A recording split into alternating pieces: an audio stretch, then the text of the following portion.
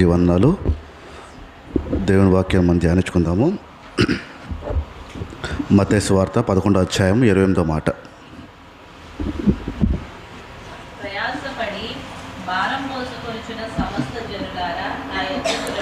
ప్రయాసపడిన వారికి ఒక పిలుపునిచ్చాడు. అప్పటికి భిన్న భిన్న అభిప్రాయాలతో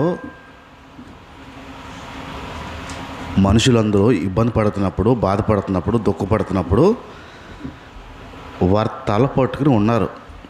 ఏది నిజమో, ఏది అబద్ధం, ఏం చెయ్యాలి, ఎలా ఉండాలి, ఏంటని చాలా ఇబ్బంది పడుతున్న టైంలో ఆ మత్తయి సువార్తలో 11వ అధ్యాయం 28వ మాట దేవుడు అప్పుడు మాట్లాడిస్తున్న మాట, అంటున్న మాట. జనాలందరికీ పిలుపునిచ్చాడు. అప్పటికి చాలామంది ఇబ్బంది పడుతున్నారు. ప్రజలతోని, నాయకులతోని, మత బోధకులతోని ఇబ్బంది పడుతున్నారు జనం. ఆ ఇబ్బంది పడుతున్న టైంలో ప్రభువారు ప్రతి ఒక్కరికి ఇచ్చారు పిలుపుని. ప్రయాసపడుతూ భారాలు మోసుకుంటున్న సమస్త జనులారా అన్నాడు. ఆయన దగ్గర రమ్మని పిలుపునిచ్చాడు. సాధారణంగా ఇలాంటి పిలుపు ఎవరు మీరు దుఃఖంలో ఉన్నప్పుడు, బాధల్లో ఉన్నప్పుడు, వేదనలో ఉన్నప్పుడు, మీరు ప్రయాస పడుతున్నప్పుడు ఈ భూమి మీద నా దగ్గర రండి అని ఎవరు ఆ పిలుపునివ్వరు. ఎవరైనా ఆ పిలుపుని ఉచితంగా కూడా ఎవరు ఉచితంగా ఆ పిలుపునివ్వరు. మీ సమస్యలు పోవాలంటే మేము ఇది చేస్తాం, దీనికి ఇంత ఖర్చు అవుతుంది అని అంటారు. ఈ పనులు చేస్తాం, ఈ పనులకి ఇంత అవుతుంది, ఇంత పెట్టుబడి మీరు పెట్టాలి, మీరు పలానా సమస్యలతో బాధపడుతున్నారా, ఇది చేస్తే, ఈ పెట్టుబడి పెడితే, ఇంత వేస్తే మీ సమస్యకి పరిష్కారం దొరుకుతుంది అనే విషయాన్ని చెప్తారు. మనం కొన్ని చూసే యాడ్స్ కూడాను, ప్రకటనలు కూడా కొన్ని ఉంటాయి. పలానా బాధతో బాధపడుతున్నవారు మా దగ్గర రండి, ఇది చేస్తాం, ఇది చేసేవంటే ఖచ్చితంగా మీ బాధ పోద్ది. కానీ నాకు ఖర్చు ఉంటుంది. సమస్యలు పోవడానికి కొన్ని ఖర్చులు ఉంటాయి. గ్యారంటీ లేదు, మళ్ళీ అవుతుందా లేదా అనే గ్యారంటీ లేదు. అప్పుల సమస్యల, ఇంట్లో సమస్యల, వాస్తు సమస్యల, ఈ సమస్య ఆ సమస్య, ఏ సమస్యకైనా ఒక రుసుము చెల్లించుకుంటేనే అవుతుంది. కానీ బైబిల్లో దేవుడు ఎక్కడ రుసుము రాయలే. బైబిల్లో దేవుడు ఇంత ఖర్చు అవుతుందని చెప్పలే.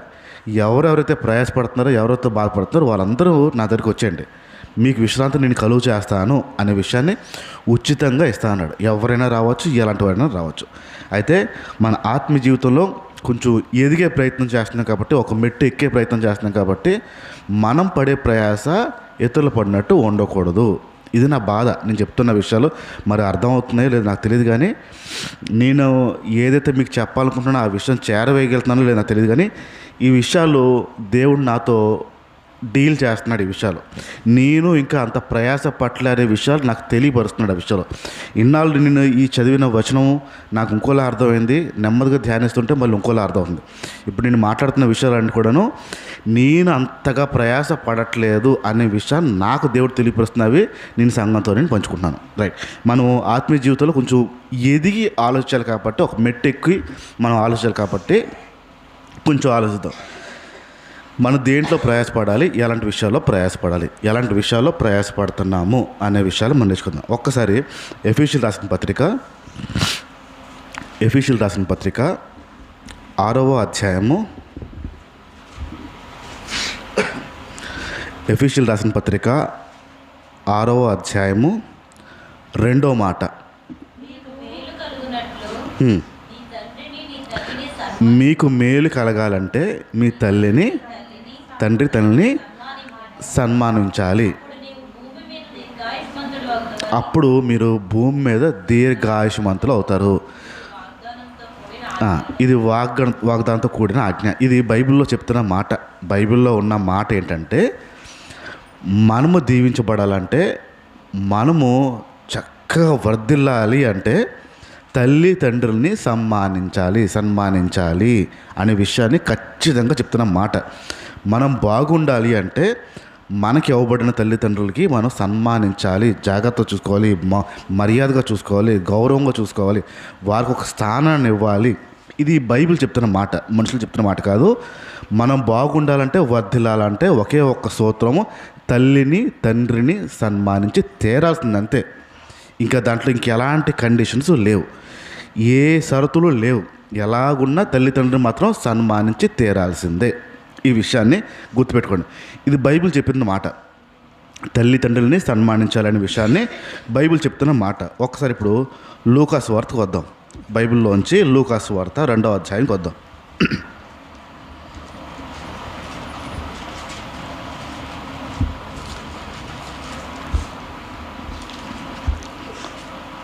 లూకాసు వార్త 2వ అధ్యాయము. ఇక్కడ మనందరికీ తెలిసిన సంగటే. యేసు ప్రభు వారికి 12 సంవత్సరాలు. 12ఏనా? ఎన్ని సంవత్సరాలు అప్పుడు? 41లో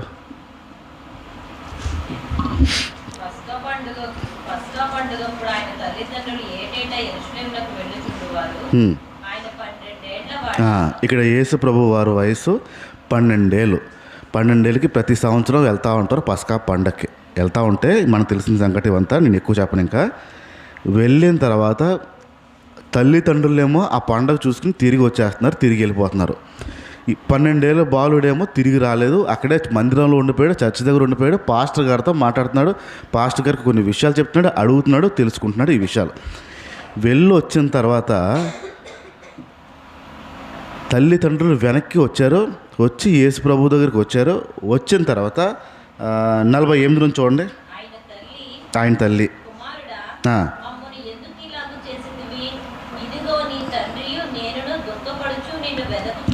ఇక్కడ తల్లి తండ్రి కుమారుని అడుగుతున్నారు ఒక మాట.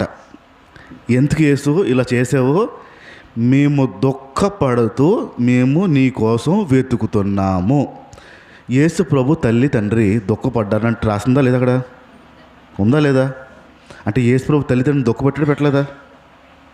పెట్టాడా? ఆలోచన చెప్పండి. ఇందాక మనం చదివిన ఎఫెసీయుల రాసిన పత్రిక 6:2 ఏం చదివాం? తల్లి తండ్రిని సన్మానించాలి అని చదవలేదా? బైబిల్ చెప్తుంది. ఇక్కడ యేసు ప్రభు వారు తల్లిని తండ్రిని బాధ పెట్టారా, పెట్టలేదా? మరి ఇప్పుడు బైబిల్ ఏముంది? పెట్టాడు, పెట్టలేదా? ఎఫెసీయులు ఏం చెప్పింది మరి? మరి యేసు ప్రభు సన్మానించినట్టు దుఃఖ పెట్టినట్ట? ఇందాక చెప్పాను, తల్లిదండ్రుల విషయంలో షరతులు లేవు, వాళ్ళని సన్మానించాలి. ఇప్పుడు ఇక్కడ దుఃఖ పెట్టాడా, పెట్టలేదా? సన్మానించినట్ట, సన్మానించలేనట్ట, గౌరవం ఇచ్చినట్ట. అప్పటికి ఎన్ని రోజులు అయిందంట? 3 రోజులు అయిపోయింది. 40 చూడు ఒకసారి.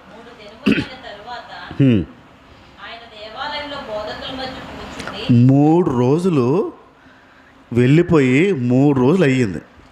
ఇప్పుడు ఆలోచించండి, యేసు ప్రభు స్థానం నుంచి యేసు ప్రభుకి తల్లిదండ్రుల మీద నా అమ్మ దగ్గరికి వెళ్ళాలి, మా నాన్న దగ్గరికి వెళ్ళాలి, మా నాన్న బాధపడతాడు, మా అమ్మ బాధపడుతుంది అనే ఆలోచన ఎందుకు రాలేదు? సన్మానించాలనే విషయం తెలుసు, గౌరవించాలనే విషయాలు తెలుసు. అయినా సరే కూడా దుఃఖ పెట్టాడు, బాధ పెట్టాడు. 3 రోజులు తల్లిదండ్రుల దగ్గరికి వెళ్ళకుండా ఆ రూల్ని ఎందుకు బ్రేక్ చేశాడు?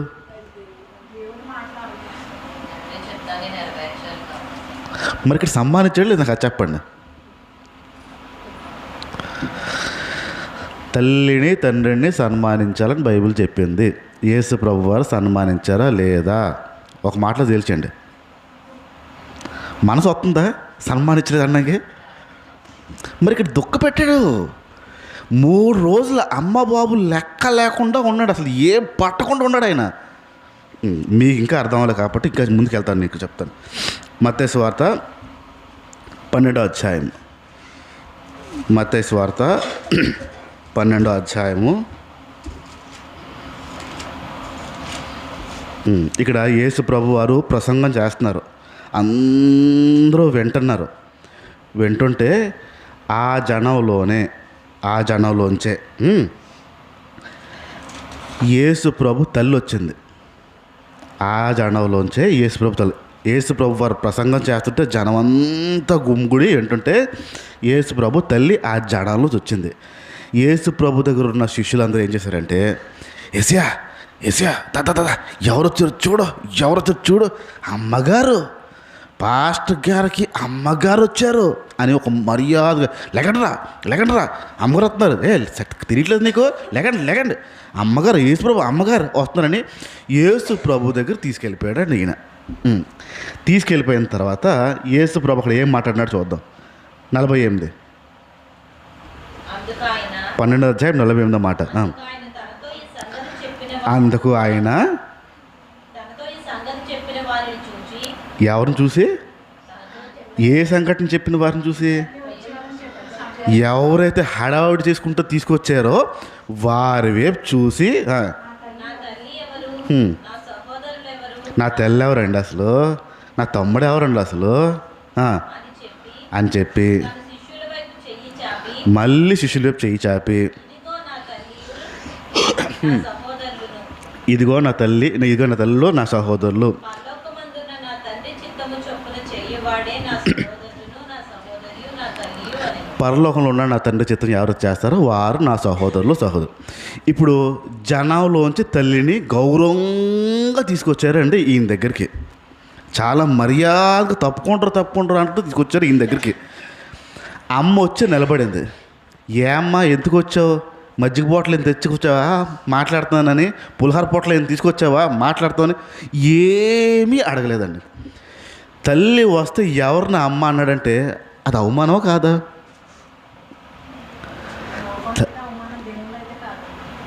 తల్లి వచ్చేసింది, తల్లి జనం ముందుంది, ఎవరు అండిసాడండి, ఒక్క మాటలో తెలిసాడండి, ఎవరు అండిసాడు. కనీసం ఎందుకు వచ్చావమ్మా అని అడగలేదు. అమ్మ దేనికి వచ్చావో, ఏం తెచ్చావా నా కోసం అడగలేదు. ఏమీ మాట్లాడకుండా డైరెక్ట్ స్టేట్మెంట్, ఎవరినా అమ్మ, ఎవరినా తమ్ముడు, ఎవరినా అక్క, ఎవరినా చెల్లి, మీరు ఎవరి గురించి మాట్లాడుతున్నారు అని చెప్పి డైరెక్ట్ స్టేట్మెంట్. ఎవరైతే చేస్తారో వాళ్ళు. ఇప్పుడు వాళ్ళ అమ్మ చేయట్లేదు అంటారా? వాళ్ళ అమ్మ చేయట్లేదు అంటారా? మరి ఏంట డైరెక్ట్ స్టేట్మెంట్ అది? 12 ఏళ్ళప్పుడేమో వదిలి వచ్చేసాడు, మీరు ఎలాగెళ్తారని నేను ఇక్కడ ఉంటాను చెప్పి స్టేట్మెంట్ ఇచ్చాడు. నా తండ్రి పనిలో ఉన్నాను నీకు తెలీదా అన్నాడు. వాళ్ళ గురించి ఆలోచలేదు. సేవకు వచ్చేసిన తర్వాత ఏమో శిష్యులందరూ జనమంతా గౌరవంగా తీసుకొస్తేమో ఎవరు ఇవిడు అంటున్నాడు ఈయన. మరి తల్లిని అవమానిస్తున్నట్ట సన్మానిస్తున్నట్ట? తల్లి ప్రేమతో వచ్చింది, నా కొడుకు దగ్గరికి వస్తానని చెప్పి చూస్తానని చెప్పి ఏదో పట్టున వచ్చుంటుంది పొట్టలో నాకు తెలిసి. పెడదాం, వాడు ఆకలితో ఉంటాడు, మాట్లాడితే వదలడు, చెప్తాడు, అందరూ చెప్పుట్టు వెళ్ళిపోతాడు, ఆరోగ్యం చూసుకోవట్లేదు. తల్లి ప్రేమతో వచ్చి ఉంటుంది. ఆ ప్రేమను కూడా తిరస్కరించి డైరెక్ట్గా చెప్పాడు ఎవరు అని చెప్పి. ఇప్పుడు తల్లిని తండ్రిని సన్మానిస్తున్నట్టుగా అనిపిస్తుందా, సన్మానించట్లేదు అనిపిస్తుందా? బయట వారు చూసారు. ఇప్పుడు మీరు ఏదో కవర్ చేయడానికో, మరి యేసు ప్రభు కదండి అలా అనుకోవడం బాగుండదండి అని అనిపించడం కోసం, మీరు ఏదో పని చేయడం కోసం దేవుడు తల్లిదండ్రులని అవమానించట్లేదు అని మీరు అనొచ్చు. ఇప్పుడు వాస్తవాలు ఇవి, అక్షరం ఇది, రాసింది ఇది. ఇప్పుడు ఇంతకీ సన్మానించాడా లేదా అనే విషయం కొంచెంసేపు ఆలోచిద్దాం. యోహాను సువార్త మీరు మిమ్మల్ని అడుగుతుంటే నాకు చెప్పట్లే కదా, నాకు ఏం రుజువు ఇవ్వగలుగుతారా? యేసు ప్రభు ఆ తల్లిదండ్రిని సన్మానిస్తున్నాడు అనే రుజువు ఇవ్వగలుగుతారా? ఇవ్వలేరు. 19వ అధ్యాయం తీయండి ఒకసారి. 19వ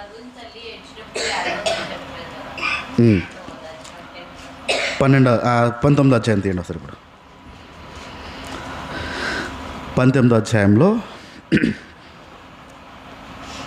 25 నుంచి యేసు ప్రభు వారు చనిపోతున్న టైంలో ఆఖరి శ్వాస, ఇంకా ఆయన తల్లి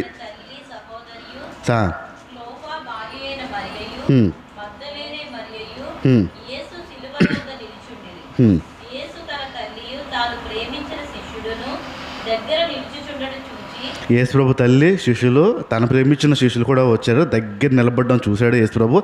ఆఖరి శ్వాస కొట్టుకుంటుంది, చనిపోతున్నాడు, ఇంకా కాసేపులో చనిపోతాడు అనగా, అమ్మ ఇదిగో నీ కుమారుడని శిష్యుల వైపు చూపించి, నీ కుమారులు వీళ్ళే ఇంక మీద నుంచి అని చెప్పాడు. తర్వాత శిష్యుల వైపు తిరిగి, ఇదిగో ఒరే బాబు శిష్యులారా, మీ అమ్మగారు ఈవిడి అని చెప్పాడు. ఆ సమయాన్నుంచే శిష్యులు తల్లిని ఇంటన చేర్చుకున్నారు. గమనించండి, యేసు ప్రభు చనిపోతున్నాడు, ఆఖరి శ్వాస. ఇంక దాని కింద వచనాలు చదువుతుంటే మీకు దాహం ఉన్నానంటాడు, అయిపోయింది అంటాడు, సమాప్తం అంటాడు, కనుమూసేస్తాడు. ఇంకా ఆఖరి శ్వాస కొంచెం టైంలో యేసు ప్రభు తల్లి శిష్యులు అందరూ వస్తుంటే శిష్యుల వైపు చూశాడు, చూసి చెప్పాడు, ఇంకమ్మ నీ కుమారులు లేలే బాబు, శిష్యులు మీ తల్లి అని చెప్పేశాడు. ఆ గడియ నుంచి శిష్యులు తల్లిని ఇంటిన చేర్చుకుని తల్లిలా చూడడం ప్రారంభించాడు. ఇప్పుడు ఆలోచండి, చనిపోతున్న టైంలో యేసు ప్రభుకున్న బాధ్యత అప్పచెప్పాడా లేదా? తల్లిదండ్రులు సంబంధించాడా లేదా? ఇది రుజువు ఏంటంటే ఇది. ఆ పై 2 వచనాలు మాట్లాడాడే, అది తల్లిదండ్రికి చెప్పడానికి కారణం ఏంటంటే, నేను తండ్రి పనిలో ఉన్నాను, మీరు నా మీద ఎక్కువ దృష్టి పెట్టద్దు, నా మీద దృష్టి పెట్టద్దు. ఆ 2 సందర్భాల్లో తిరస్కరించడానికి కారణం అదే. మీరు నా గురించి వెతకద్దు, నీ తండ్రి పనిలో ఉన్నాను, మీరు నా మీద దృష్టి పెట్టుకోవద్దు, మీ పని పాటలో మీరుండండి, నా పని వేరు అని చెప్పాడు. ఇక్కడ బోధిస్తున్నప్పుడు తల్లి వచ్చినప్పుడు అదే చెప్పాడు, నేను కాదు బాబు, నువ్వు ముఖ్యం కాదు, నువ్వు అంత ప్రయాసపడి ఎందుకు వచ్చావు, దేనికోసం వచ్చావు, నువ్వు నా గురించి చూడకండి. తల్లిని అక్కడ ఆపడం కారణం ఒక మాట ద్వారా రుజువుపరిచాడు. ఇప్పుడు యేసు ప్రభుకి ఒక కుటుంబం ఉంది, ఆ కుటుంబం విషయంలో ఒక బాధ్యత కలిగి ఉన్నాడు. యేసు ప్రభుకి ఇవ్వబడిన కుటుంబం విషయంలో ఒక బాధ్యతతో ఉన్నాడు. 30 సంవత్సరాలు వచ్చే వరకు ఇంట్లోనే ఉన్నాడు. 4 అన్నతమ్ముళ్ళు, 2 అక్క చెల్లెలు. ఆ 4 అన్నతమ్ముళ్ళు, 2 అక్క చెల్లెలకి యేసు ప్రభువే చూసుకోవడం, తల్లితో సహా ఇంటి మొత్తాన్ని చూసుకోవాల్సిన బాధ్యత ఆయనదే. 30 సంవత్సరాలకు మొత్తం అన్ని విషయాల్లో ఎక్కడ కూడా త్వరపడకుండా, ఎక్కడ కూడా తొందరపడకుండా 30 సంవత్సరాలు ఇంట్లో ఉండి తనకి ఏ బాధ్యత అయితే ఇవ్వబడిందో ఆ బాధ్యత నెరవేర్చి చనిపోయే ముందు కూడా తల్లి బాధ్యతని అప్పచెప్పి చనిపోయాడు. ఇది ఆయనకి ఉన్న ఈ భూమి మీద ఉన్న కుటుంబం విషయంలో ఇవ్వబడిన బాధ్యత విషయంలో సంపూర్ణంగా చేసి వెళ్ళాడండి. ఇప్పుడు ఈ విషయం అర్థమైంది కదా. కుటుంబం విషయంలో బాధ్యత సంపూర్ణంగా చేయాలి. ఇది యేసు ప్రభు వారు చేసిన ఒక క్రియ. యేసు ప్రభు మన మధ్యన చేసి చూపించిన క్రియ. ఇప్పుడు నేను కొన్ని విషయాలు మాట్లాడతాను, కొన్ని సందర్భాలు మాట్లాడతాను, 3 భాగాల్లో మాట్లాడతాను. ఆ 3 భాగాల్లోని మనం ఎలా ప్రవర్తిస్తున్నామో, ఎలా ఉంటున్నామో అనే విషయాలు శ్రద్ధగా విని నేర్చుకునే ప్రయత్నం చేద్దాం. ముందుగా పురుషులకి, మగవాళ్ళకి ఒక బాధ్యత ఇవ్వబడింది. పెళ్ళైపోయిన తర్వాత ఒక బాధ్యత. ఏంటి ఆ బాధ్యత అంటే భార్య అని చూసుకోవడం అనే ఒక బాధ్యత అక్కడి నుంచి ప్రారంభించబడుతుంది. అప్పటి వరకు ఏ బాధ్యత సాధారణంగా ఉండదు. తల్లిదండ్రుల దగ్గర ఉన్నప్పుడు పెళ్ళి అవ్వకుండా ఉన్నంత వరకు బాధ్యత అనేది పెద్ద ఉండవు. పెళ్ళి అయిపోయిన తర్వాత బాధ్యతలు పెరుగుతాయి, బాధ్యతలు వస్తాయి. భార్యని చూసుకోవాల్సిన బాధ్యత భర్తది. ఎవరిది? భార్యని చూసుకోవాల్సిన బాధ్యత భర్తది. ఇప్పుడు పిల్లల చదువు విషయంలో చూసుకోవాల్సిన బాధ్యత కూడా ఎవరిది? తండ్రిదే. మెయిన్ తండ్రిది, భర్తది. ఇప్పుడు చదువుకి అది కొంచెం ఖర్చు ఎక్కువ అవుద్ది. ఖర్చు ఎక్కువ అయినప్పుడు చదువు విషయంలో తండ్రి బాధ్యత తీసుకోవాలా, భార్య? తండ్రే కదా.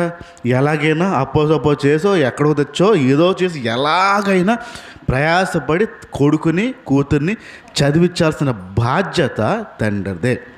ఆ పిల్లల దగ్గర సాకు చెప్పడానికి ఇంక లేదు. ఒరే మీ నాన్న ఏం చేయలేడురా, ఇంకా నేను మీ నాన్నకి చచ్చిపోయాడు కూడా, ఇంక నేను చేయలేనురా, నేను పెట్టలేనురా అనడానికి వీల్లేదు. ఏ బాధ్యత అయితే తండ్రిగా ఉందో ఆ బాధ్యత పిల్లల విషయంలో, చదివించే విషయంలో, ఉద్యోగం విషయంలో, ప్రతి విషయంలో తండ్రిగా బాధ్యత మనదే, పురుషులదే. ఇంటికి సెక్యూరిటీ, కాపలా ఎవరిది? మీరు ఎవరి ధైర్యం మీద ఉంటారు? మీ ధైర్యమా, భర్త? ఇల్లు ఎవరి ధైర్యంలో ఉంటుంది? భర్త ధైర్యంలో ఉంటుంది. ఏదైనా గొడవ అయినా ఏదైనా భర్త ఉంటేనే, భర్త ఒక సెక్యూరిటీ లాగా. భర్తకి ఇవ్వబడిన ఒక నిరీక్షణ కూడా ఎవరి మీద ఉంటుంది? ఇప్పుడు భర్తే కదా. మీ భర్త ఉన్నాడని ఒక నిరీక్షణ కదా. మీకు ఏదైనా కావాలన్నా, మీకు ఏదైనా చెయ్యాలన్నా, మిమ్మల్ని ఎక్కడైనా అడ్మిట్ చేయాలన్నా మీ భర్త ఉన్నాడనే ఒక నిరీక్షణ మిమ్మల్ని నడిపిస్తుంది. ఇంకా మగవాడికి ఇచ్చిన బాధ్యత ఏంటో తెలుసా? చనిపోయిన తర్వాత కూడా కుటుంబాన్ని చూసుకోవాల్సిన బాధ్యతలు అప్పచెప్పి వెళ్తారు. పురుషులు ఎల్ఐసీలు వేస్తారు. మరి ఇక్కడ ఎల్ఐసీలు ఉన్నాయో తెలియదు, కానీ ఇక్కడ ఉన్నాయా ఎల్ఐసీలు? ఎల్ఐసీలు వేస్తారు. ఎందుకు? బతుకుండగానే చచ్చిన తర్వాత బతుకుంటే వేస్తారు. దేనికి? డబ్బు సచ్చేక రావాలని, బతుకుండగా కాదు. ఏ ఎల్ఐసీలు బతుకుండ మీకు రావు. అయితే నీ కాలు చెయ్యి ఇరిగిపోవాలి, అయితే తల పగిలిపోవాలి, యాక్సిడెంట్ అయిపోవాలి, లేదా నువ్వు సావాలి. నువ్వు సత్తేనే ఎత్తాడు. ఇప్పుడు పురుషులు కష్టపడి డబ్బులు దాచి మొత్తానికి కష్టపడి ఎలాగైనా దాస్తారు. వీళ్ళు తిన్నాక నా తర్వాత మా అయ్య కూడా అదే పనులు చేస్తాడు. ఇప్పుడు మా నాన్న కూడా నేను చచ్చిపోతాడు ఎలాగో అంటారు. నా బాబు సంగతి తెలియదు, పైన ఉన్న వాడి సంగతి.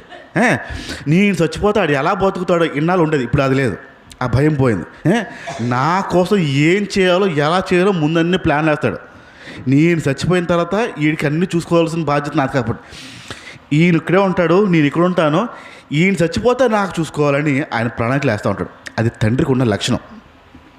ప్రతి తండ్రికి ఉన్న ఒక గొప్ప లక్షణం ఏంటంటే, నేను చచ్చిపోయిన తర్వాత కూడా నా భార్య పిల్లలు ఎలాంటి కష్టము పడకూడదు.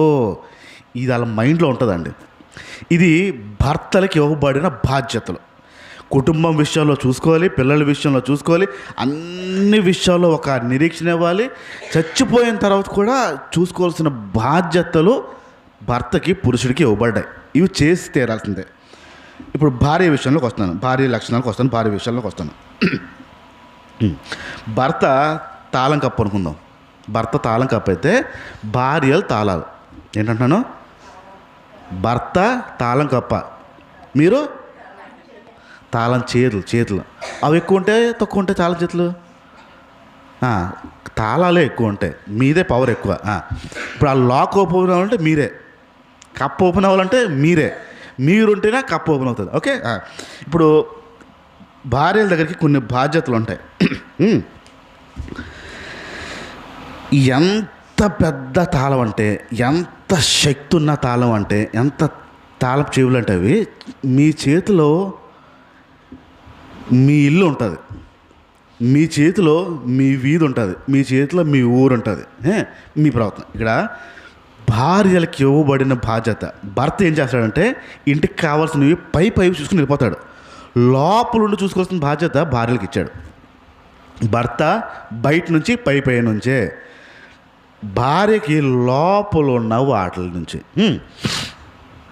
ఇల్లు కట్టాలన్నా ఇల్లు కోల్చాలన్నా ఎవరి చేతిలో ఉంది?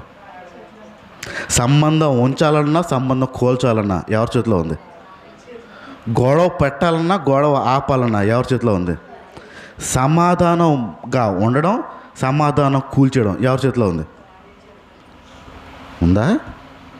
ఉందా లేదా? సంబంధాలు బాగుండడం, సంబంధాలు బాగోలేకపోవడం మీ చేతిలో ఉందా లేదా? వాయిస్ రావట్లేదు? సిగ్గుపడకుండా చెప్పాలి. దేవుని సన్నిధిలో అసలు సిగ్గుపడడానికి వీల్లేదు. ఈ తాళపు చేతులు, ఈ శక్తి అంతా మీ చేతిలో ఉంది. ఇల్లు కట్టాలన్నా కోల్చాలన్నా, సంబంధం నిలబెట్టాలన్నా కోల్చాలన్నా, మనశ్శాంతి ఉంచాలన్నా కోల్చాలన్నా, ప్రతిదీ మీ చేతిలో ఉంది. ఇప్పుడు బాధ్యత మీ చేతిలో ఉంది, నిలబెట్టాల్సిందే.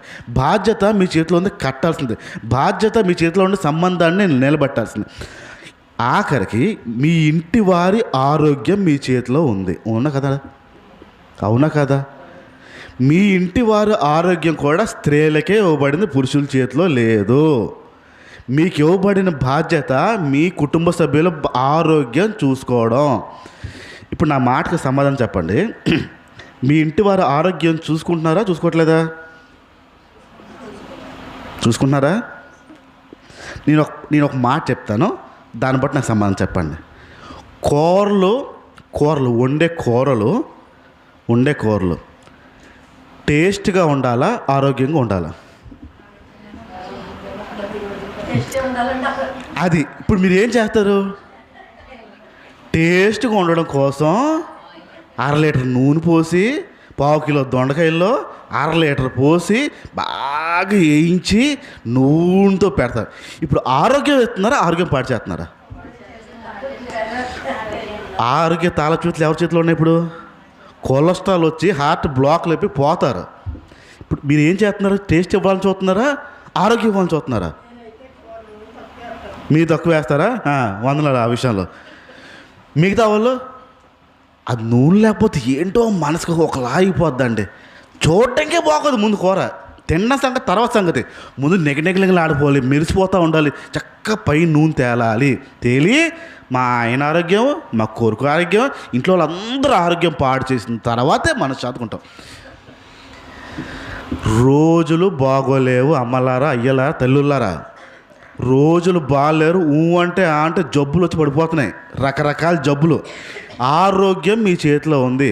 గరం మసాలాలు, ఉప్పులు, కారాలు, నూనెలు వేసి ఆరోగ్యం పాడు చేసుకోవద్దు, పాడు చేయొద్దు. స్త్రీలారా, మీకు ఆ బాధ్యత ఇవ్వబడింది. మీ కుటుంబ సభ్యులు, మీ పిల్లలవి, మీ భర్తలవి ఆరోగ్యం చూసుకోవాల్సిన బాధ్యత మీకే ఇవ్వబడింది, మీ చేతిలో ఉంది.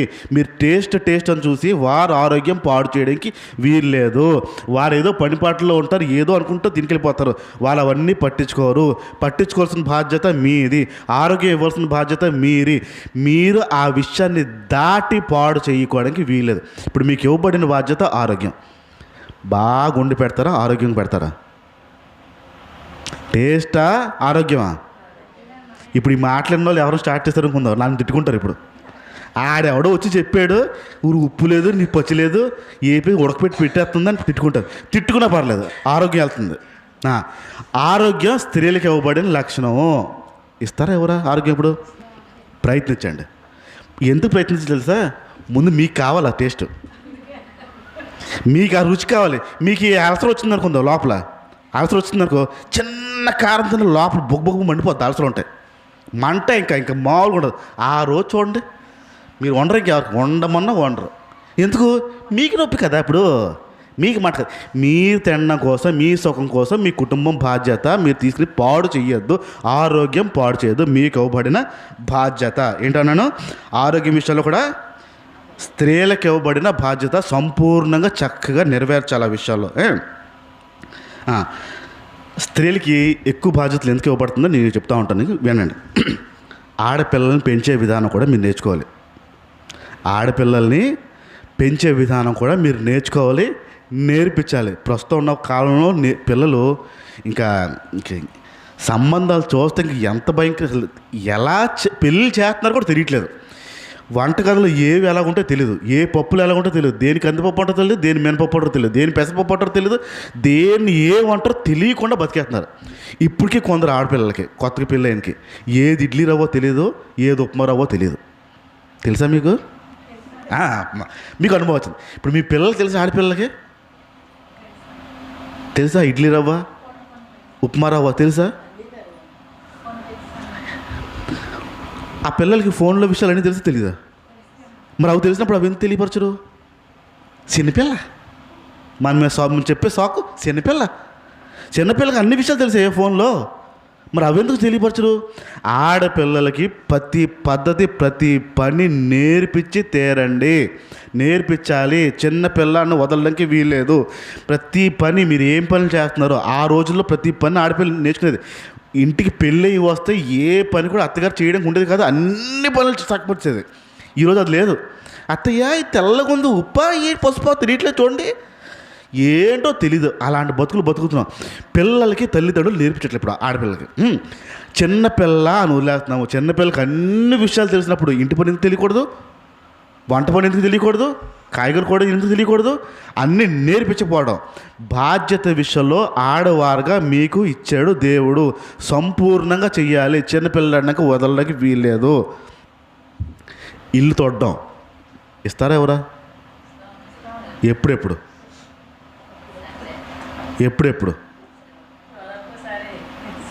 ఎప్పుడో మీకు తోడాలనిపించినప్పుడు, ఇప్పుడు తోడలేకపోతున్నాను నడువు నొప్పి, మీకు ఏదో కష్టం వచ్చినప్పుడు ఖచ్చితంగా వారంలో 2 సార్లు 3 సార్లు వాళ్ళకి ఆ పనులు అప్పచెప్పండి. ఆదివారం వస్తుందా పొద్దున్నుంచి సెలవు, వాళ్ళకి సోమరిపోతలు చేయొద్దు, వాళ్ళకి పనులు అప్పచెప్పండి. బట్టలు మడతపెట్టడం అప్పచెప్పండి, వారికి ఉన్న ర్యాక్ సర్దడం అప్పచెప్పండి. వారికి బాధ్యతలు నేర్పించండి. తల్లులారా, అది మీకే ఇచ్చాడు. ఆడపిల్లలకి అవన్నీ నేర్పించాలి. మగపిల్లల దగ్గరికి వద్దాం. ఇప్పుడు మగపిల్లలు సాధారణంగా, ఇప్పుడు ఆడపిల్లకి మీరు చీపిరిచి తుడిపిస్తారు, మగపిల్లలు తుడిపిస్తారా? బైబిల్ ఏం చెప్పిందా? మగపిల్లలు చీపురు ముట్టరాదు అనేది విన్నారా ఎప్పుడైనా? మరి ఎందుకు ఎవరు మగపిల్లలకి బట్టలు తేవాలి? ఆడపిల్ల తెస్తుంది, మగపిల్లడు అది చేయించరు సాధారణంగా. ఫస్ట్ ఆడపిల్ల ఉంటే అదే కనిపిస్తుంది, వెళ్ళి తెచ్చేయి. అలాగే ఉంటాడు అక్కడ, ఏం పొడుతాడు మరి, ఏం లేదు. మళ్ళీ ఆడి కలపరు మళ్ళీ మగపిల్లాడిని. ఆడికి ఎప్పుడు నేర్పిస్తారు బాధ్యత? ఆడపిల్లలు కొన్ని పనులు, మగపిల్లలు వేరే ఏమి ఉన్నాయి అసలు చెప్పండి. నాకు తెలియక అడుగుతాను. ఇవి ఆడపిల్లల పనులండి, ఇవి మగపిల్లల పనులండి అనే రూల్ ఏముందా? చట్టం ఏముందా? మరి ఎందుకు వేరు చేస్తారు? ఆడికి ఇవ్వండి, చేపలు ఇవ్వండి, తడిగుడ్డ కర్ర ఆడికి ఇవ్వండి, చేపెడతాడు. బట్టల పని వాడికి ఇవ్వండి. బాధ్యతలు నేర్పించకపోతే మీరు పిల్లలు సోమరిపోతులు అయిపోతారు, ఏ పనికి రాకుండా అయిపోతారు. బాధ్యతలు నేర్పించాలి. ఇంకొక విషయం నేను మీకు పంచుకోవాలి, చెప్పాలి. ఎక్కడ మరణం వచ్చినా, ఎక్కడ ఎవరింట్లో ఏ చావు వచ్చినా పిల్లలు కనపడ చూడండి. పిల్లలు తీసుకురారు. ఎందుకు తీసుకురారు? భయపడతారా? ఇప్పుడు భయపడే రోజుల్లో ఉన్నారు, భయపెట్టి పిల్లల్లా ఉన్నారు వాళ్ళు. ఒకడికి భయం తెలుసా? ఏం భయం. నేను ఇప్పుడే చెప్తున్నాను, జాగ్రత్త గమనించండి. ఎవరింట్లో మరణం జరిగినా పిల్లల్ని తీసుకురండి. ఆ మరణం దగ్గర తీసుకురండి, ఆ శవం దగ్గర తీసుకొచ్చండి. ఆ తల్లిదండ్రులు ఎందుకు ఏడుస్తున్నారో తెలియాలి వాళ్ళకి. ఆ కుటుంబంలో బాధ ఏంటో తెలియాలి. ఒక మనిషి పోతే కుటుంబం ఎంత బాధో పిల్లలకి తెలియాలి, నేర్పించాలి. వాళ్ళు ఎందుకు ఏడుస్తున్నారో తెలియాలి, ఎందుకు కన్నీరు కారుతుందో తెలియాలి, ఎందుకు ఆ వేదన గురవుతుందో తెలియాలి, ఇంతమంది ఎందుకు వచ్చారో వాళ్ళకి తెలియాలి. ఇది అన్నీ కాకుండా పిల్లలు భయపడతారు. నువ్వు ఇంట్లో ఉండే అని చెప్పి వాళ్ళ ఇంట్లో ఉంచి మీరు వెళ్తారు. రేపు పొద్దున అయినప్పటికీ మీరు చచ్చిన తర్వాత 10 మందికి డబ్బు ఇచ్చి మా అమ్మని పాత పెట్టిరా, ఆడు మీ సాగుకే రాడాడు. ఎందుకు? చిన్నప్పటి నుంచి నేర్పించలే కదా. మరి ఎవరిని ఇంట్లో చనిపోతే నువ్వు వెళ్ళాలరా, ధైర్యంగా ఉండాలి, ధైర్యం చెప్పాలి, వాళ్ళతో మాట్లాడాలి, అక్కడ పనులు చేయాలి, అది నేర్పించలే కదా. బాధ్యతలు నేర్పించుకుని ఇంట్లో కూర్చోబెట్టావు కదా. పేటేసి చాపేసి కూర్చో మేము మెల్లొస్తాం. ఎప్పుడు నేర్పిస్తారు మరి బాధ్యతలు? ఒక నొప్పి ఎప్పుడు నేర్పిస్తాం? ఒక బాధ ఎప్పుడు నేర్పిస్తాం? ఆ కన్నీరు ఎందుకు విలువ ఎప్పుడు తెలుస్తుంది వాళ్ళకి? మనమే వారిని ఇంట్లో ఉంచేస్తే ఎలాగా? వాడికి తెలియాలి నొప్పి అంటే ఏంటో, వాడికి తెలియాలి బాధ అంటే ఏంటో. ఒక మనిషి చనిపోతే కుటుంబానికి దిక్కు ఉండరు అనే నొప్పి వాడికి తెలియాలి, నేర్పించాలి. మనం సచ్చే టైంకి వాళ్ళు రారు. ఏదో ఊర్లో ఉంటే సరే కప్పెట్టండి తర్వాత చూసుకుంటానులే అంటారు వాళ్ళు. ఎందుకు? మనం వేసిన విత్తనాలు. ఇంకోటి సాగుకు నువ్వు తీసుకెళ్ళలేదు, నీ సాగుకు ఎందుకు వస్తారు వాళ్ళు? వస్తారనుకున్నావా? రారు. వేసిన విత్తనం ఫలం వచ్చేస్తుంది అప్పటికి. ప్రతి మరణం తీసుకొచ్చి వారి ఏడుపుని చూపించండి, వారి బాధను చూపించండి. ఒక మనిషి కోల్పోతే ఇంత దుఃఖం ఉంటుంది అని నొప్పి తెలియపరచండి. ఒకవేళ మీ సొంత బంధువులే చనిపోతే అది రాత్రి అవన్నీ అర్ధరాత్రి అవన్నీ చిన్నోడు పడుకుంటాడు అని నీ తీసుకెళ్ళద్దు. ఆ నొప్పి కూడా చూపించండి. జాగారం ఉంటుందిరా, ఒక వ్యక్తి చనిపోతే రాత్రంతా నిద్ర ఉండదురా, మళ్ళీ తర్వాత లేచి పనులు ఉంటాయరా, ఇవన్నీ మనమే చేయాలరా అని చెప్పి వారికి నేర్పించండి. సుఖాన్ని ఇవ్వద్దు. మీ పిల్లలకి ఈ విషయంలో సుఖాలు ఇచ్చారా మీరే ఇబ్బంది పడతారు. మీ కష్టాలతో పాటు వారికి కష్టాలు నేర్పించాలి. ఇప్పుడు శవ జాగరణ అంటారు. ఒక చనిపోయిన తర్వాత కొన్నిసార్లు కొంత అర్ధరాత్రి ఎవరో వస్తారు, అప్పుడు వరకు ఉంచాలి. అందరు పడుకుపోతారా, లెగిసే ఉంటారు అక్కడ. మీ పిల్లలు ముందు తీసుకురారు, వచ్చినా పడుకోబెట్టేస్తారు. ఆడికి లేపండి, ఆ నొప్పి తెలియపరచాలి, బాధ తెలియపరచాలి, బాధ్యత తెలియపరచాలి. ఇది కుటుంబానికి ఇవ్వబడిన బాధ్యత. నొప్పి ఇవన్నీ తండ్రి చేయడం. స్త్రీలుగా మీకు ఇవ్వబడిన బాధ్యతలు. మీరు ఈ విషయాల్లో వారికి నేర్పించాలి, ప్రతి పిల్లలకి నేర్పించాలి. ఇప్పుడు నాకు చెప్పండి, ఇప్పుడు మీకు ఇవ్వబడిన బాధ్యతలో సంపూర్ణంగా చేస్తున్నారా, అసంపూర్ణంగా ఉన్నాయా? మీకు ఇవ్వబడిన బాధ్యతల్లో సంపూర్ణంగా చేస్తున్నారా, అసంపూర్ణంగా ఉన్నాయా? ఖచ్చితంగా అసంపూర్ణంగా ఉన్నాయి. యేసు ప్రభు దగ్గర ప్రారంభమైంది ఆయన జీవితం, ఎక్కడ అసంపూర్ణం లేదు. ఆయనకి ఏ కుటుంబం అయితే ఇవ్వబడిందో ఆ కుటుంబం విషయంలో, బాధ్యత విషయంలో చాలా పరిపూర్ణంగా నెరవేర్చుకుంటూ వచ్చాడు. బాధ్యతల్ని వదలలేదు. ఇప్పుడు నా తండ్రి పనిలో ఉన్నానన్నవాడు నా తల్లిని చూసుకోవాలి అన్న మాట అవసరం ఏముంది?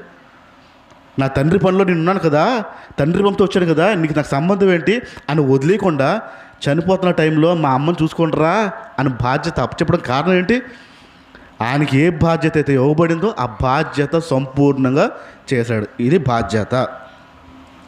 ఇప్పుడు బాధ్యత బరువు ఏంటది? బాధ్యత అర్థమైందా?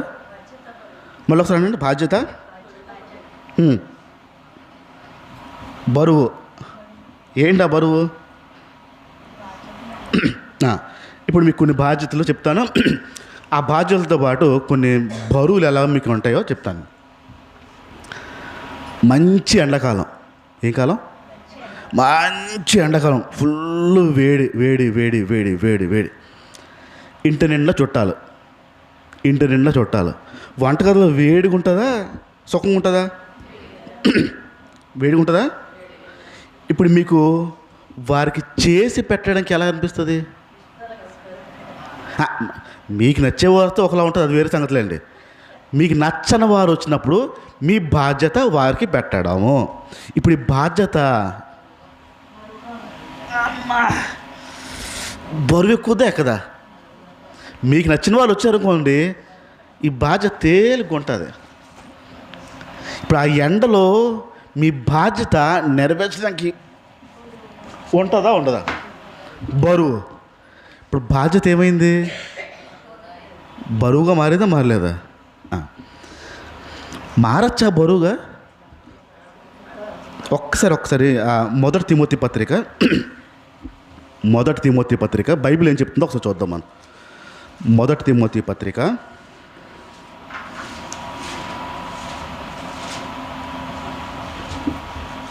5వ అధ్యాయము, మొదటి తిమోతి పత్రిక 5వ అధ్యాయము 8వ మాట చూడండి. ఎవడైనను స్వకీయులను విశేషంగా తన ఇంటి వారిని సంరక్షింపకపోయిన యెడల, ఎవరైనాను, స్వకీయులు అంటే సొంత బంధువులు అన్నారు. విశేషంగా ఈ పదం కొంచెం బంధువులను పెట్టదు. ఎవరైనాను బంధువులను బంధువులను విశేషంగా విశేషంగా తన ఇంటి వారిని తన ఇంటి వారిని సంరక్షింపకపోయిన యెడల, కాపాడకపోతే, చూసుకోకపోతే వాడు విశ్వాస త్యాగము చేసిన ఏం త్యాగం? విశ్వాస త్యాగం చేసిన వాడే అవిశ్వాసి కన్నా చెడ్డవాడై ఉండును. మీకు అంటే ఈ తెలుగు పదం భాష కొంచెం అర్థం అవ్వకపోవచ్చు, నేను చదివి నా భాషలో మనకు అర్థమయ్యే భాష చెప్తాను. ఎవరైనా ఒకవేళ తన బంధువుల్ని కానీ తన ఇంటి వారిని కానీ సరిగ్గా చూసుకోకపోతే విశ్వాసహీనుడు అంటే దేవుడికి వ్యతిరేకమైన వాడు అని అంటూ కాగా దేవుడు అంటే ఎవరు తెలియని వాడు అంటున్నాడు. నేను మళ్ళీ చెప్తాను. ఎవరైనా మీ బంధువుల్ని, మీ మిత్రుల్ని, మీ వారిని కనుక సరిగ్గా చూసుకోకపోతే వారు ఏంటంటే అవిశ్వాసానికి దూరం బంధువులు, దేవునికి దూరంగా ఉన్నవారు అంటే దేవుడికి తెలియని వారు. ఇప్పుడు బంధువుల్ని ఎలా చూసుకోవాలంట? ఏం మనసు రావట్లేదేంటి? బంధువులు ఎలా చూసుకోవాలి? గట్టిగా బంధువుల్ని ఎలా చూసుకోవాలి? జాగ్రత్తగా బాగా చూసుకోవాలండి. బంధువుల్ని బాగా చూసుకోవాలి. బాగా చూడకపోతే దేవుడు అంటే ఎవరు తెలియని వాడు అని అర్థం అంటే అన్యుడు. బైబిల్ ఏం పోల్చిందంటే బంధువుల్ని కనుక సరిగ్గా చూసుకోకపోతే, బంధువుల్ని సరిగ్గా పట్టించుకోకపోతే దేవుడు అంటే తెలియని వాడు అని అర్థం సింపుల్ భాషలో. ఇప్పుడు బంధువుల్ని బాగా చూసుకోవాలని బైబిల్ చెప్తుంది. ఇప్పుడు మీకు ఇవ్వబడిన బాధ్యత బంధువుల్ని బాగా చూసుకోవాలి. బంధువుల్ని బాగా చూసుకోవాలి. ఇప్పుడు ఆ ఎండలో వచ్చినప్పుడు తర్వాత మీకు బాధ్యత ఏమవుతుంది?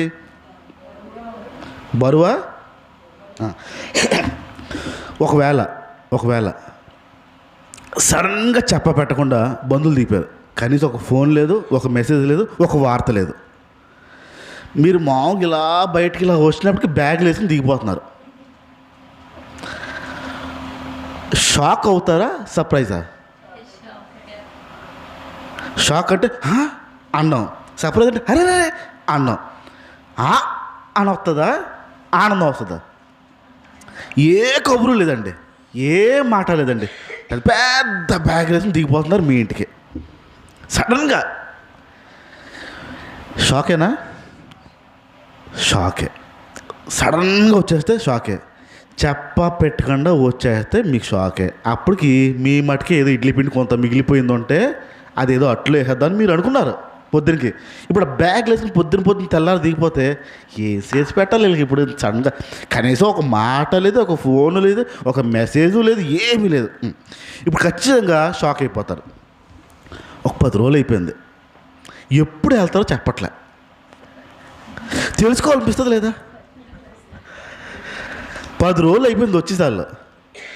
ఎప్పుడు వెళ్తారు అనే విషయాన్ని తెలుసుకోవాలనిపిస్తుందా? అనిపిస్తుందా? అందరు రావాలే ఉన్నారు ఎక్కడైతే.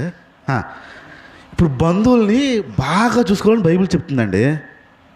మీకు ఇవ్వబడిన బాధ్యత ఏంటంటే బంధువుల్ని బాగా చూసుకోవాలి. ఇప్పుడు భారం పెరిగిందా, బాగా చూసుకుంటున్నామా? బాధ్యత భారం ఎక్కిందా, తేలిగ్గా ఉందా? ఎలాగో కూడా తెలుసుకోవాలనిపిస్తుంది, ఎలాగో. ఇప్పుడు పెట్టకుండా వచ్చారు, పెట్టకుండా సడన్గా బ్యాగులు చదువుతున్నాయి. సరే అయితే వదినా, సరే అయితే పిన్ని, సరే అయితే పెద్దమ్మా, వెళ్ళొస్తాం అని అన్నారు. ఆనందమో బాధ నాకు చెప్పండి. పెట్టకుండా సడన్గా సరే వెళ్ళిపోతాము అన్నారు. మనసులో దేవునికి స్తోత్రం వస్తుందా? ప్రార్థన చేసిరు. మాకు ఒక కుటుంబం ఒకసారి పిలిచింది. నేను యేసుప్రభుని నమ్మక ముందు మా బంధువులు వాళ్ళ ఇంట్లో క్రిస్మస్ పెడుతున్నారు. క్రిస్మస్కి వాళ్ళ ఇంట్లో పిలిచారు. హైదరాబాద్ వెళ్ళాం మేము, నేను, మా నాన్న, మా అమ్మ, మా అక్క అందరూ వెళ్ళాం. మాకు అప్పటికి యేసుప్రభు ఇవన్నీ ఏంటి తెలియదు. మాకు పిలిచిన మా చిన్నాన్న అవుతారు, ఆయన పిలిచాడు. మా ఇంట్లో క్రిస్మస్ అవుతుంది రాండ్రా అంటే మేము అందరూ వెళ్ళిపోయిన తర్వాత మా చిన్నాన్నగారు ఏదో పని కోసం వెళ్ళిపోయాడు. ఏదో పని కోసం బయటికి వెళ్ళాడు. మేమందరం ఇలా కూర్చుని ఉన్నాము. అప్పటికి నాకు ఆ ప్రార్థన అంటే ఏంటి తెలియదు, కానీ కొంచెం అవగాహన ఉంది. మా పిన్ని అవతల రూమ్లో ప్రార్థన చేస్తుంది. ప్రభువా, బంధుమిత్రులకి రక్త సంబంధులు మాకు దూరంగా ఉంచండి అని ప్రార్థన చేస్తుంది. ఏమంటుంది? ఎవరిని? బంధుమిత్రుల్ని, రక్త సంబంధుల్ని మా ఇంటి నుంచి దూరంగా ఉంచండి, మాకు దూరంగా ఉంచండి అన్న. ఈ ప్రార్థన యేసుప్రభు ఎన్నాడో తెలియదు, మా నాన్న ఎన్నిసాడు. అప్పటికే దేవుడు అంటే కోపం మీద ఉన్నాడు. ఇలాంటి దిక్కుమాలను ప్రార్థన చేస్తూ ఉంటే ఎలా ఉంటుందో చెప్పండి? ఏ ఉద్దేశం చేస్తుంటుంది ఆ మహాతల్లి? ఆ ప్రార్థనా ప్రారురాలు ఏ ఉద్దేశం చేసుంటుంది కదా? బంధువులు వస్తున్నారు రానివ్వకుండా ఆపే దేవుడు ఇలాంటి దిక్కుమాల ప్రార్థనలు ఏంటో. ఇప్పుడు ఆ ప్రార్థన చేసిన తర్వాత సాయంత్రం లోపల మా నాన్న బ్యాగులు సర్దిశాడు. ఆ ప్రార్థన చేసి మా నాన్న సర్దిశాడు, వెళ్ళిపోదాం అని. మా అమ్మ బాగోదు మా అమ్మ అంటుంది. బాగున్నా బాగోపోయినా వద్దు, ఆవిడకి ఇబ్బందిగా ఉంది, వెళ్ళిపోదాం. మా చిన్నాన్న వచ్చి బతిమాలుతున్నాడు, కానీ ఇంకా ఈయనే పొజిషన్లో లేడు మా నాన్న. అప్పటికే క్రైస్తవుడు అంటే కోపం ఉన్నది ఆయనకి. ఇలాంటి ప్రార్థనలు అంటే ఇంకా సిర్రెక్కిపోద్ది. ఫుల్ ఇరెక్కిపోయి వచ్చేసాడు. ఇది చాలా నాలుగు తర్వాత నాకు గుర్తుకొచ్చింది ఈ ప్రార్థన. ఆ రోజు ఆవిడ చేసింది. ఇప్పుడు మీ ఇంట్లోంచి బంధువులు వెళ్ళిపోతే మీకు ఆనందమా కాదా? బైబిల్ చెప్తున్నది మీ ఇంటికి బంధువులు వస్తే వాళ్ళని జాగ్రత్తగా మంచిగా చూసుకోవాలని బైబిల్ చెప్తుంది. ఇప్పుడు మీ బాధ్యత భారంగా మారిందా, తేలిగ్గా మారుతుందా? భారమేనా? చెప్పబెట్టకుండా సరే వెళ్ళిపోతాం అంటే మీకు ఒక ఆనందం. దేవుని స్తోత్రం, దేవుడు నా ప్రార్థన చేశాడు, దేవుడు నా మొర్రాలకి ఇచ్చాడు, దేవునికి వందనాలు అని చెప్పి ఆ రోజు ఆనందంగా ఉంటారు. మీ స్వార్థం ఇక్కడ చెప్తాను చూడండి. వదినా, పిన్ని 10 రోజులు ఉన్నాను కదా అని చెప్పి 10 రోజులకి 10,000 పెట్టాడు ఒక్కొక్క మనిషికి. ఇంట్లో ఎంతమంది ఉన్నారో అంతమందికి 10 రోజులు ఉన్నాను కదా, 10,000 నీకు, 10,000 అని అందరికి 15,000 ఇచ్చి వెళ్ళాడు. ఇప్పుడు బాధ అనిపిస్తుందా, సంతోషం అనిపిస్తుందా? ఏంటి అప్పుడు వెళ్ళిపోతున్నావు, ఇంకో 10 రోజులు ఉండు, ఇంకో 10 వస్తుందని. రోజుకు 1000 ఇచ్చితే ఒక ఆనందం కదా. ఇప్పుడు స్వార్థం చూడండి ఎంత ఉందో. మీకు వచ్చి మీ ఇంట్లోకి ఏం చేసి వెళ్తే బంధువు మంచోడు, ఏం చేయకుండా వెళ్ళిపోతే మంచోడు కాదు. ఇప్పుడు వస్తున్న బంధువుల్ని చూసుకోవాల్సిన బాధ్యత మన పైన ఇచ్చాడు, మన మీదే ఉంది. మనం సరిగ్గా చూసుకోకపోతే ఇప్పుడు మనకి ఇవ్వబడిన బాధ్యత భారమే. నేను ఒప్పుకుంటాను. ప్రస్తుతం ఉన్న రోజుల్లో, ప్రస్తుతం ఉన్న ఆరోగ్య పరిస్థితి విషయంలో అలాగ వచ్చేస్తే అంతమందిని చూసుకోవాల్సిన భారము ఖచ్చితంగా భారమే.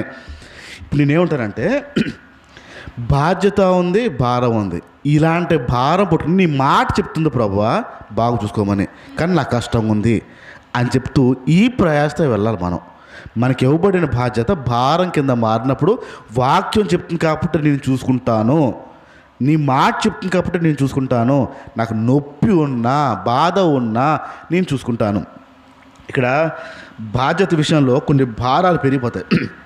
ఒకరోజు సబ్బవరం అని ఒక ప్రాంతం ఉంది మాకు, సబ్బవరం అంటారు. ఆ సబ్బవరంలో ఒక కుటుంబం ఉంది, మాకు తెలిసిన కుటుంబం, చర్చకు వచ్చే కుటుంబం. పిల్లోడు మా దగ్గరే బాప్తిని తీసుకుని ఫోటో స్టూడియో స్టార్ట్ చేసి నానా తిరుగులు తిరిగి అప్పులు చేస్తాడు, అప్పులు బాగా చేస్తాడు.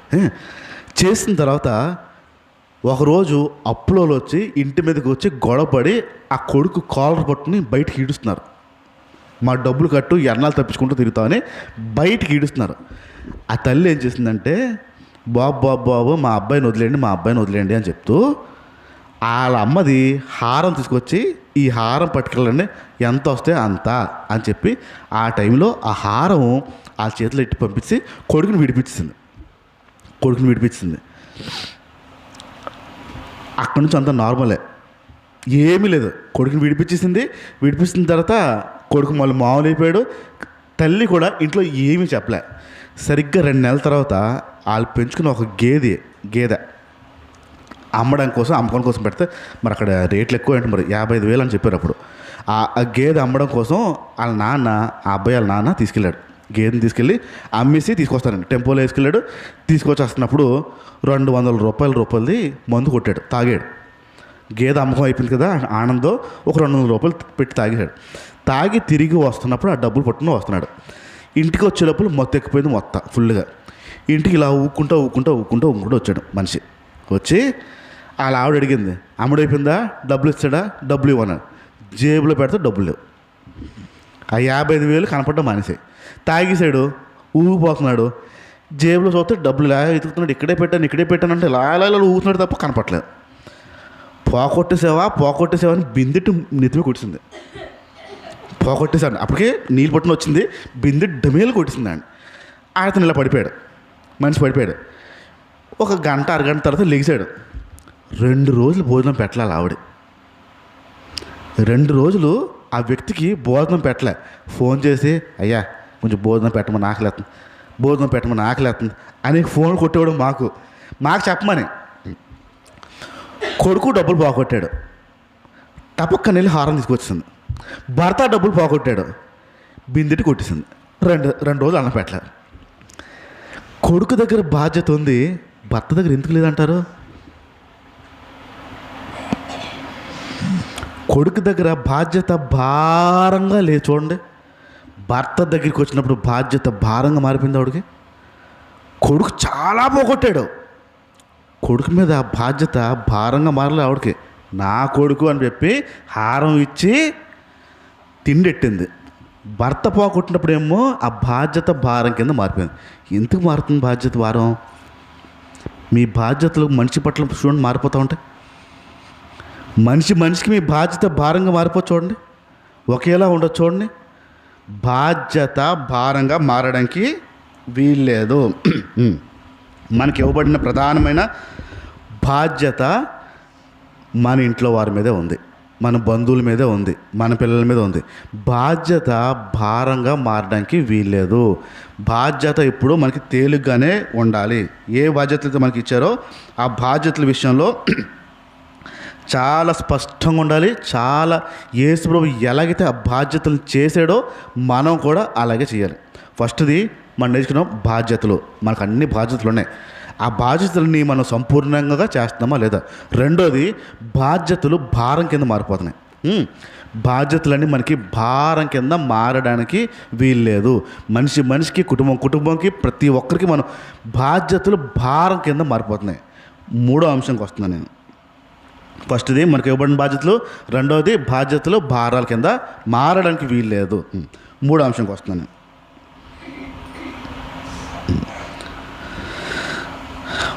మొదటి కొరింథీ పత్రిక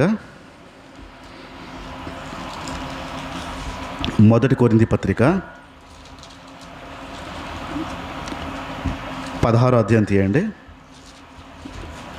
మొదటి కొరింథీ పత్రిక 16వ అధ్యాయం 16వ అధ్యాయం తీసి అలా పట్టుకోండి. తీసారా? ఇక్కడ నా వైపు చూడండి. ఇప్పుడు నేను చెప్తాను. మేముండే విశాఖపట్నంలో ఇంటికి ఒక 5 ఇళ్ళు దూరం, ఇంటికి 5 ఇంటి దూరంలో ఒక కుటుంబం ఉంది.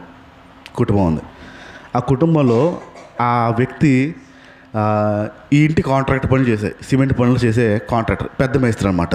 పెద్ద మేస్త్రి సాధారణంగా ఆ బరువైన పనులు చేసేవాళ్ళు ఎవరైనా సరే, ఆ కష్టమైన పనులు చేసేవాళ్ళు ఎవరైనా సరే ఉదయం అంతా పనులు చేస్తారు, రాత్రి అయినప్పుడు ఖచ్చితంగా తాగుతారు.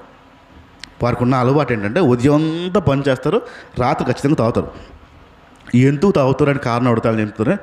ఉదయం నుంచి మా ఒళ్ళు అలసిపోయింది, ఆ నొప్పులు తెలియకుండా ప్రశాంతంగా పడుకోవాలంటే మీకు ఖచ్చితంగా కొంచెం తాగాల్సిందే. ఇది వాళ్ళు చెప్పే కారణం.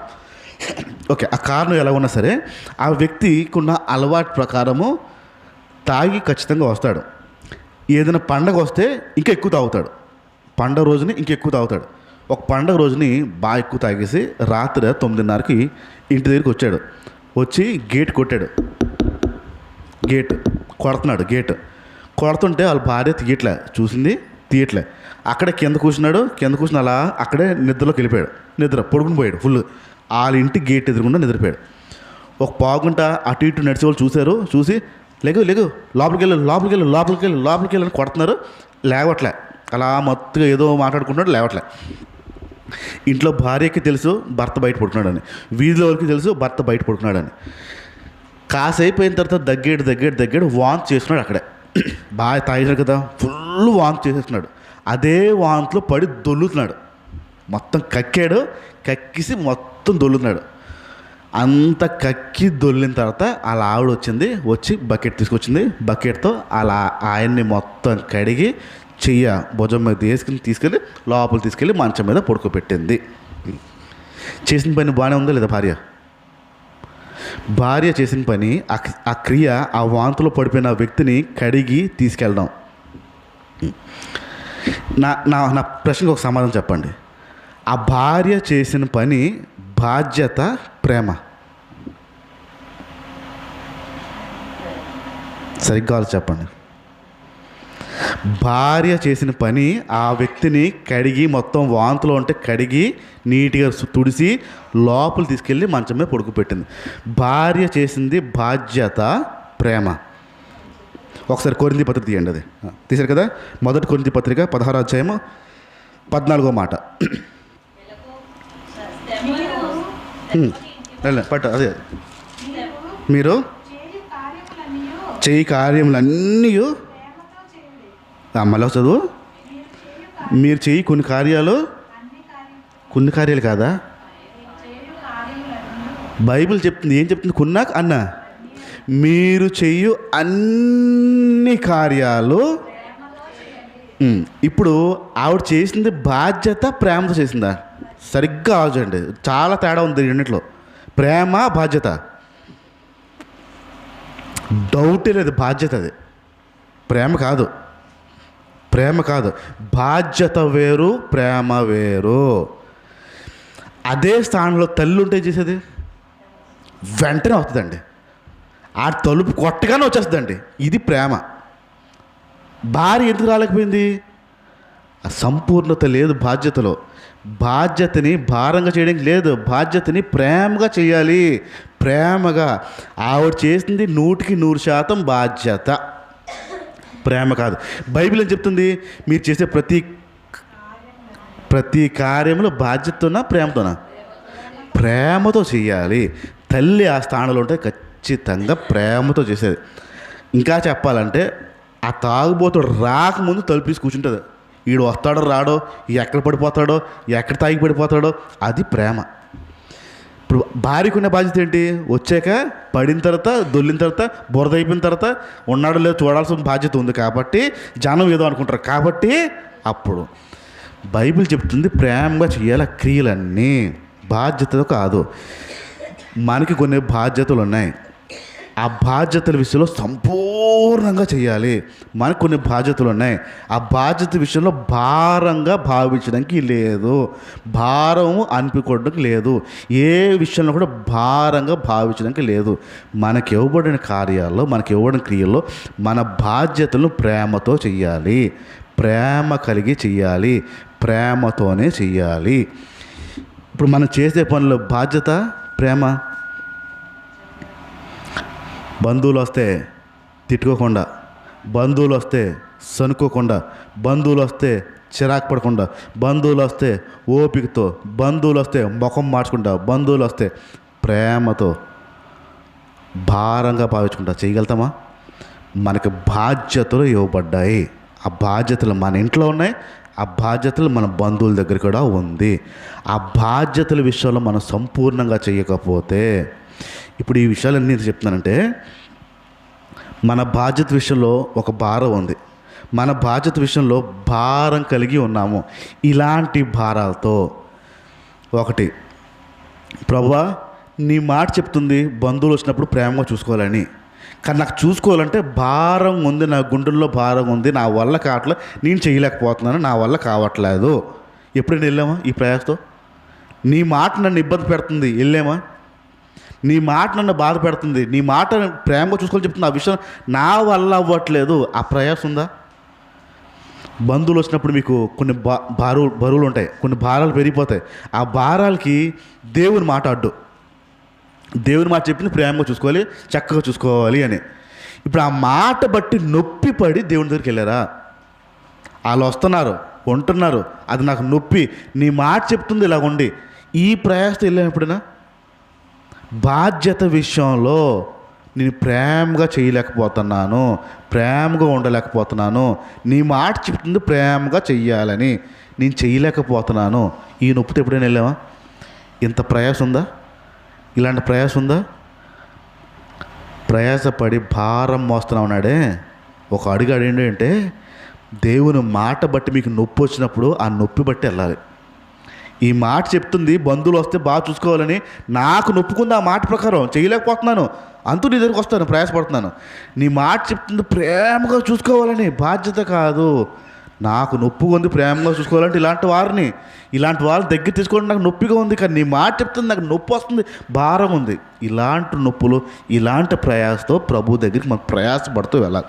ఒక మెట్టు ఎదగడం, మనకి ఇవ్వబడిన బాధ్యత, మనకి ఇవ్వబడిన బంధువుల విషయంలో సంపూర్ణంగా ఉండాలి, భారాలు లేకుండాను ప్రేమ కలిగి ఆ పనులు చెయ్యాలి. చేసినప్పుడే అది నొప్పి వస్తుంది. ఆ నొప్పితో ప్రభు దగ్గరికి వెళ్ళి ప్రయాసపడుతున్నాను ప్రభు, నీ మాట బట్టి నొప్పి పడుతున్నాను, నీ మాట బట్టి నేనైతే చేయలేను, నేనైతే చేయలేకపోతున్నాను, నా వల్ల కావట్లేదు, కానీ నీ మాట బట్టి నేను చేయడానికి ప్రయత్నిస్తున్నాను, అందుకు నాకు నొప్పి వస్తుంది అనే విషయం ప్రభు దగ్గర ఒప్పుకోడానికి రావాలి. ప్రయాసపడి భారం మోస్తున్నా, ఇప్పుడు ఎలాంటి భారం చేద్దాం? దేవుని మాట బట్టి